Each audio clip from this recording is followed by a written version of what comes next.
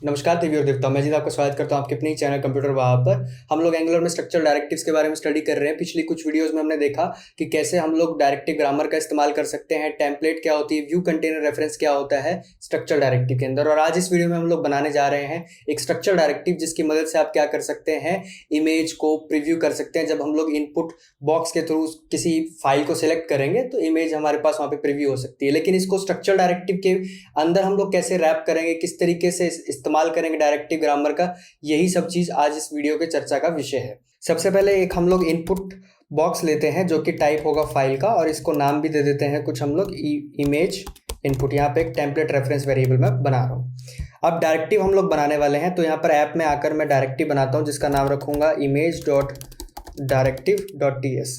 Export कर लेते हैं यहाँ पर एक क्लास इमेज डायरेक्टिव, और इसके ऊपर हम लोग यूज़ करने वाले हैं डायरेक्टिव एनोटेशन का, मतलब डेकोरेटर का, जो कि एंगुलर कोर में से आएगा। सिलेक्टर का नाम जो रहेगा वो रहेगा इमेज आउटलेट। कि इमेज आउटलेट वाला एट्रीब्यूट जो है वो स्टार के साथ अगर लगा होगा तो वहाँ पे स्ट्रक्चर डायरेक्टिव अप्लाई हो जाएगा।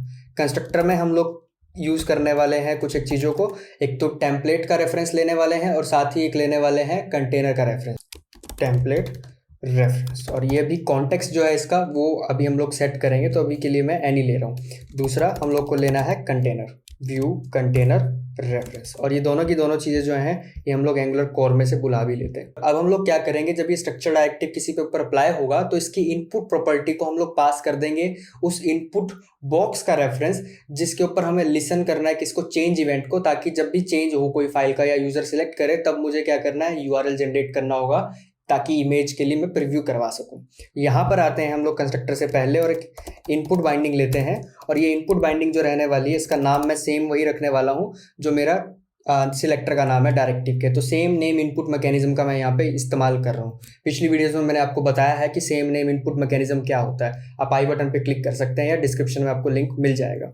तो यहाँ पर जो इनपुट का नाम है और सिलेक्टर का नाम है सेम है दोनों का, इमेज आउटलेट। और इसको मैं एक सेटर के साथ जोड़ने वाला हूँ। सेटर के साथ इसलिए जोड़ रहा हूँ कि जब ये सेट होगा तब मुझे क्या करना है, उस इनपुट जो बॉक्स है उसके ऊपर चेंज इवेंट लिसनर लगाना है। मैंने कहा इनपुट रेफरेंस जो मैं ले रहा हूँ, जो भी मेरा इनपुट होगा, HTML इनपुट हो सकता है, स्ट्रिंग हो सकता है, नल हो सकता है, इस तरीके से मैं इसको डिफाइन कर रहा हूँ। इसको प्राइवेट प्रॉपर्टी भी ले लेता हूँ जिसके अंदर मैं इसका रेफरेंस रखूंगा अपने पास, इनपुट रेफरेंस ना, क्योंकि जरूरत मुझे बाद में पड़ सकती है।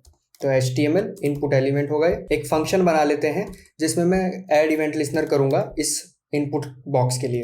तो प्राइवेट रजिस्टर इनपुट एलिमेंट, यहाँ पे हमारे पास उस इनपुट का रेफरेंस आ जाएगा। इधर हम लोग करेंगे this input reference equal to जो भी हमारा इनपुट का रेफरेंस आ रहा है वो, और साथ ही इनपुट रेफरेंस में हम लोग क्या करेंगे, ऐड इवेंट लिसनर कर देंगे।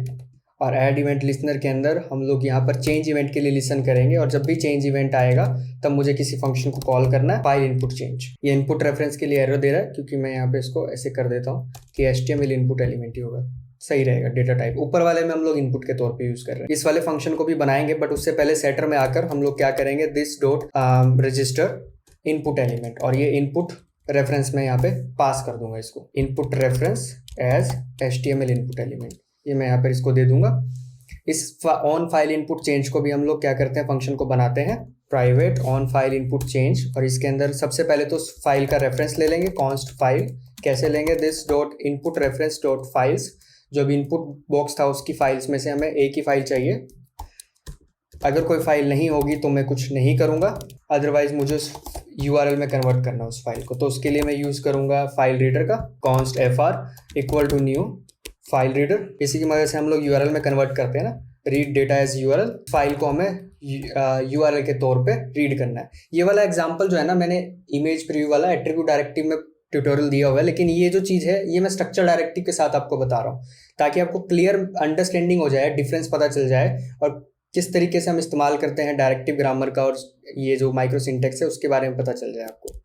फिर इसके बाद यहाँ पे हम करेंगे ऑन लोड इक्वल टू कि जब हमारे पास ये एक्चुअल में रेडी हो जाएगा तब हमें क्या करना है, कॉन्स्ट URL इक्वल टू जो भी हमारा फाइल था, रिजल्ट जो आएगा उसमें से एज स्ट्रिंग। अब खास बात ये कि ये जो डायरेक्टिव हम इमेज टैग के ऊपर लगाएंगे। इमेज टैग के ऊपर लगाएंगे तो मतलब क्या होगा, ng टेम्पलेट में कन्वर्ट हो जाएगा। तो वो ng टेम्पलेट से मुझे व्यू इनिशिएट करना पड़ेगा, इसलिए मैंने यहाँ पे टेम्पलेट का और कंटेनर का रेफरेंस लिया है।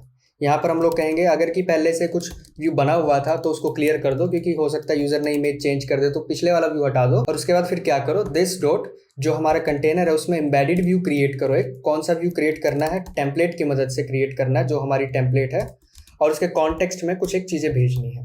पहली चीज़ तो इम्प्लिसिटली हम लोग क्या करते हैं, जो यूआरएल है वो भेज देते हैं। इम्प्लिसिट का मतलब ही क्या होता है हमारे पास, कि डिफॉल्ट जो वैल्यू है वो क्या जाने वाली है, और वो क्या चीज़ होगी, ये यूआरएल होगा। ये जो कॉन्टेक्स्ट है इस टेम्पलेट का, इसको मैं यहाँ पे क्लास भी बना लेता हूँ, ताकि डेटा टाइप हम लोग मेंशन कर पाएँ कॉन्टेक्स्ट की, कि किस तरह का कॉन्टेक्स्ट है, उसमें डेटा किस तरह का रहने वाला है। इसको कर देते हैं हम लोग image outlet context. Implicit property रहेगी और ये स्ट्रिंग टाइप की रहेगी। टेम्पलेट का जो रेफरेंस लिया हुआ था इसी में मैं कर देता हूँ कि ये टेम्पलेट है, इसमें कॉन्टेक्स्ट जो है किस तरह का जाने वाला है, वो इमेज आउटलेट का कॉन्टेक्स्ट जाने वाला है। ये सारी चीज़ हमने सेट कर दी। अब इस पूरे डायरेक्टिव का इस्तेमाल करके देखते हैं। इस्तेमाल करने के लिए मुझे ऐप मॉड्यूल में आके पहले इसको डिक्लेयर भी करना पड़ेगा, और ये डिक्लेरेशन से मैंने डाल दिया। अब आ जाते हैं हम लोग ऐप कंपोनेंट HTML में, और इसको मैं साइड बाय साइड ओपन कर लूँगा ताकि आपको समझा भी सकूँ। लेते हैं इमेज टैग। इमेज टैग में मैं कहता हूँ स्टार इमेज आउटलेट, कि इमेज आउटलेट है किसका, इमेज इनपुट का। ये वाला इनपुट बॉक्स का रेफरेंस जब मैंने इसको पास कर दिया तो यहाँ पर होगा क्या, इमेज आउटलेट का जो ये इनपुट प्रॉपर्टी है वो सेट हो जाएगी इनपुट रेफरेंस से। फिर उसके बाद यहाँ पे रजिस्टर करेंगे हम लोग चेंज इवेंट को, जो लिसन करेगा जब जब भी फाइल चेंज होगी। व्यू क्रिएट करेंगे इसकी टेम्पलेट में से, क्योंकि ng टेम्पलेट होगी, उसका व्यू क्रिएट हो जाएगा, और उसमें हम लोग URL पास कर देंगे। URL का कैसे यूज़ करेंगे हम लोग, तो यहाँ पर सोर्स जो है इक्वल टू सोर्स में ले लेता हूँ। अब ये सोर्स कैसे आएगा, क्योंकि यहाँ पे हम लोग इम्प्लिसिटली इसको बाहर की तरफ भेज रहे हैं। मैं कहूँगा इमेज इनपुट तो सेट हो रही है, देन इसके बाद लेट सोर्स। यहाँ पर मैं क्या कह रहा हूँ, डायरेक्टिव ग्रामर को अगर हम लोग देखें, जो कि मैंने पिछली वीडियो में आपको समझाया कि पहला जो सेगमेंट है वो शुरू होना चाहिए लेट से या फिर किसी एक्सप्रेशन से। तो पहला जो सेगमेंट है वो एक्सप्रेशन से शुरू हो रहा है। एक्सप्रेशन क्या है, यहाँ पर मैं प्रॉपर्टी बाइंडिंग कर रहा हूँ किसकी, जिसका नाम क्या है, इमेज आउटलेट। इमेज आउटलेट क्या है, इनपुट बाइंडिंग है, जिसके अंदर मैं इमेज इनपुट ये भेज रहा हूँ। फिर उसके बाद सेकंड सेगमेंट क्या कहता है कि कॉमा होना चाहिए या फिर सेमीकोलन, तो यहाँ पे मैंने सेमीकोलन लगा दिया है। थर्ड सेगमेंट क्या कहता है कि शुरू करना चाहिए आपको या तो लेट से, एज से, या फिर की एक्सप्रेशन से। मैंने लेट ले लिया। सोर्स की एक टेम्पलेट इनपुट वेरिएबल है जिसका नाम क्या रखना है आपको, सोर्स रखना है। ये क्या है, सोर्स डिफॉल्ट यानी इम्प्लिसिट जो एक्सपोर्टेड की है वहां से, उस वाले की वैल्यू जो है वो हमारे पास ये स्टोर करके रख लेगा। अगर इसको एक बार मैं चलाता हूँ तो आप देखेंगे चूज फाइल में करता हूँ, मैंने जैसी ही फाइल चूज की तो हमारे पास यहाँ पे आउटपुट दिखाई दे रहा है इसका। इसको मैं थोड़ा सा इस तरीके से कर लेता हूँ, हॉरिजॉन्टल लाइन दे देते हैं बीच में, और इमेज का जो हाइट विड्थ है वो भी CSS में सेट कर लेता हूँ। ये मैंने इमेज की हाइट विड्थ सेट कर ली। तो यहाँ पर जैसे ही मैं करता हूँ चूज फाइल, कोई इमेज मैंने सिलेक्ट की तो प्रीव्यू दिख जा रहा है। दोबारा से चेंज करता हूँ तो उसका भी प्रीव्यू दिख रहा है। अब इस चीज़ को समझते हैं कि ट्रांसलेट कैसे किया होगा एंगुलर ने इसको ng टेम्पलेट में। तो बहुत सिंपल सा है, ng टेम्पलेट, इसके बाद उसके ऊपर उसने लगाया होगा इमेज आउटलेट, डायरेक्टिव का जो नाम है, और डायरेक्टिव के नाम के साथ ही इमेज जो इनपुट प्रॉपर्टी उसका नाम भी सेम है। तो इस तरीके से उसने इसकी प्रॉपर्टी बाइंडिंग भी कर दी और डायरेक्टिव को भी डिफाइन कर दिया और डाल दिया इमेज इनपुट। फिर उसके बाद लेट सोर्स वाली जो चीज़ थी वो कैसे उसने यूज़ की, लेट सोर्स ng टेम्पलेट के अंदर इमेज टैग को डाला, सोर्स इक्वल टू जो भी हमारा सोर्स था उसके साथ उसने उसकी बाइंडिंग कर दी। ये एंगुलर ने इस सिंटेक्स को इस तरीके से ट्रांसलेट कर दिया था। अगर मैं चाहूँ तो मैं डीशुगर्ड सिंटेक्स, मतलब ये वाला, ऐसे भी इस्तेमाल कर सकता हूँ। अभी भी हमारे पास अगर रिजल्ट आएगा तो सही ही आएगा। देखिए अब एक चीज़ आपको समझनी होगी कि जब भी हम लोग डायरेक्टिव ग्रामर का इस्तेमाल करते हैं, माइक्रो सिंटेक्स का इस्तेमाल करते हैं, तो वो रीडेबल होने चाहिए। जैसे कि आप ng4 का इस्तेमाल करते हो, उसके अंदर हमारे पास कैसे हम लिखते हैं, लेट नेम ऑफ नेम्स, तो वो बहुत एक अच्छे तरीके से रीड कर पा रहे हैं हम लोग, सेल्फ एक्सप्लेनरी स्टेटमेंट है। वैसा ही इसको भी जो हम लोग डायरेक्टिव बना रहे हैं, ये भी एक सेल्फ एक्सप्लेनरी स्टेटमेंट होनी चाहिए, इजी टू रीड होना चाहिए। इनपुट प्रॉपर्टी जो मैंने बनाई वो सेम नेम है अभी तो क्या, सिलेक्टर के नाम से। अब मैं यहाँ पर क्या करता हूँ, रीडेबिलिटी के लिए एक इनपुट प्रॉपर्टी और बनाता हूँ और उसका नाम रखता हूँ फ्रॉम, कि इमेज आउटलेट फ्रॉम। ये तो मुझे रखना ही पड़ेगा इमेज आउटलेट, क्यों, क्योंकि जो सिलेक्टर का नाम होता है वो उसके साथ जोड़ के एंगुलर पास्कल केस में प्रॉपर्टी का नाम सेट करती है, इसलिए मैंने इसका नाम क्या रखा, इमेज आउटलेट फ्रॉम। जब ये कन्वर्ट होगा सिंटेक्स, अभी मैं दिखाऊंगा भी यूज़, तो ये फ्रॉम का इस्तेमाल इस तरीके से होगा, बाकी तो वही सेम चीज़ है।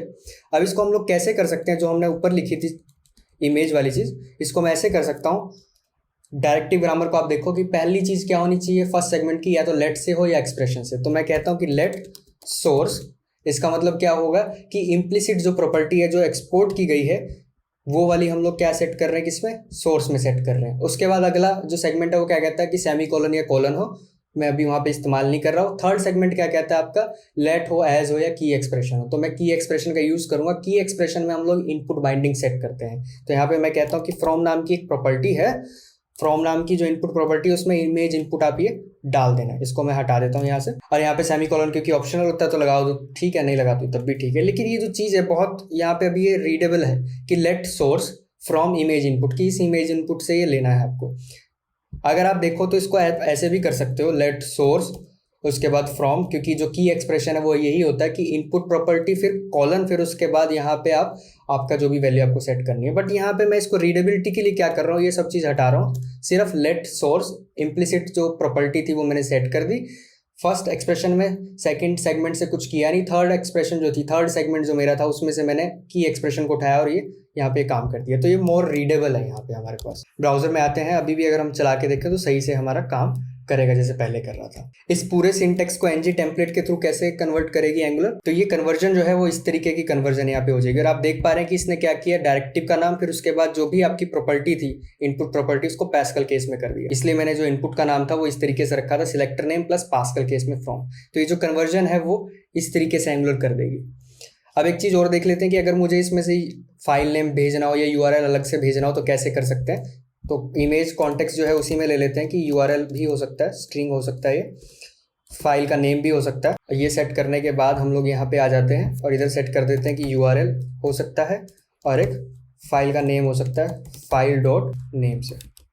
अब इन प्रॉपर्टीज़ को, एक्सपोज्ड प्रॉपर्टीज़ को अगर यूज़ करना तो कैसे हम लोग करेंगे, अगर ऑल्ट में मुझे यूज़ करना है फाइल का नेम, डायरेक्टिव ग्रामर के अकॉर्डिंग ये सारी चीज़ मैं ऐसे ही रखता हूँ। इधर दे देता हूँ सेमी कोलन, लास्ट वाला जो सेगमेंट है उसी को रिपीट कर रहा हूँ, थर्ड वाले को, let file name equal to file name, जो भी हमारी फाइल नेम आ रहा है, या फिर इसको एफ नेम कर लेते हैं समझने के लिए कि लोकल वेरिएबल बनाओ और उसमें एक्सपोर्ट कर दो फाइल नेम को। अगर यूआरएल चाहते हो आप तो वो भी कर सकते हो। थर्ड सेगमेंट को फिर से रिपीट करके कॉमा में दे देता हूँ, इसको हटा देता हूँ यहाँ से तो अच्छे से क्लियर समझ आएगा। इधर कह सकता हूँ let URL equal to URL, ये भी कर सकता हूँ मैं। थर्ड सेगमेंट जो था वही मैंने रिपीट किया यहाँ पे, ये यहाँ से फ्रॉम से लेके इधर तक ये थर्ड सेगमेंट ही सारा रिपीट हो रहा है हमारे पास। इधर वाले में मैंने की एक्सप्रेशन यूज़ किया, फिर से रिपीट करके क्या किया, लेट का यूज़ किया, फिर से रिपीट करके क्या किया, लेट का यूज़ किया, क्योंकि स्टार का मतलब ही क्या था, रिपीट कर सकते हो। तो ये भी मैं काम कर सकता हूँ, बट ये मैं हटा देता हूँ यूआरएल वाला, क्योंकि सोर्स में हम लोग सेट कर ही रहे हैं।